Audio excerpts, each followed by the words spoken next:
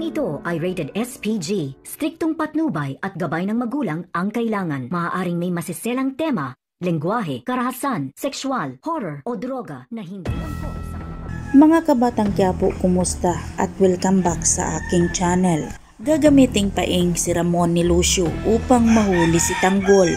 Pinaghandaan ni Tanggol ang paglusob niya kung saan ang lugar na itinuro ni Kidlat na itinago nila si Ramon. Nang sasamahan si Tanggol ng kanyang mga kaibigan sa laban na to, buong tapang nilang iginiit na handa nilang isugal ang kanilang buhay para lang kay Tanggol. Sobrang pasasalamat ni Tanggol sa kanyang mga kaibigan dahil sa pagmamalasakit nito sa kanya. Ngunit sa sarili ni Tanggol ay ayaw na niyang may madamay pang iba, lalong-lalo na sa kanyang kaibigan.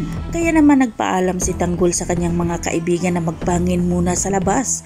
Ngunit tuluyan nang umalis si Tanggol na mag-isa. Lulusobin na ni Tanggol ang lugar kung saan itinago nila ang kanyang ama na si Ramon. Habang papalapit na si Tanggol para mailigtas niya ang kanyang ama, abala naman si Lucio at ang mga tauhan niya sa gagawin nilang patibong sa pagdating ni Tanggol. At dito, mas hinigpitan pa ni Lucio ang tali ni Ramon para siguraduhin hindi ito makakatakas. Sa pagdating ni Tanggol, agad na itong sumigaw na ilabas na ang kanyang papa na si Ramon. Sinabi ni Tanggol na wala naman daw silang ibang paki, kundi siya lang daw. Kaya ilabas na raw ang kanyang papa para wala nang ibang madamay pa. Kaya naman agad nang inutusan ni Lucio ang kanyang mga tauhan na sasalubungin si Tanggol at agad itong pinapaputukan. Hindi nagpatinag si Tanggol, gumanti rin ito ng paputok at isa-isa niyang pinapatumba ang mga tauhan ni Lucio. Nang marinig na ni Lucio ang sunod-sunod na putok, pinapa-alerto niya ang iba pang mga tauhan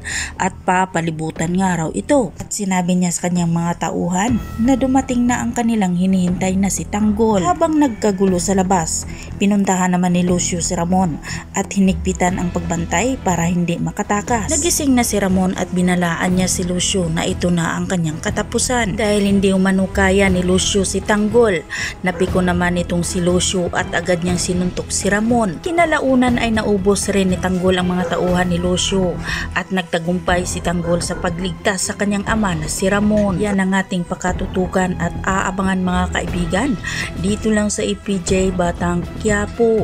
At wag po sana ninyong kalimutan na i-like, i-share at pahingin na rin ng isang subscribe. Maraming salamat.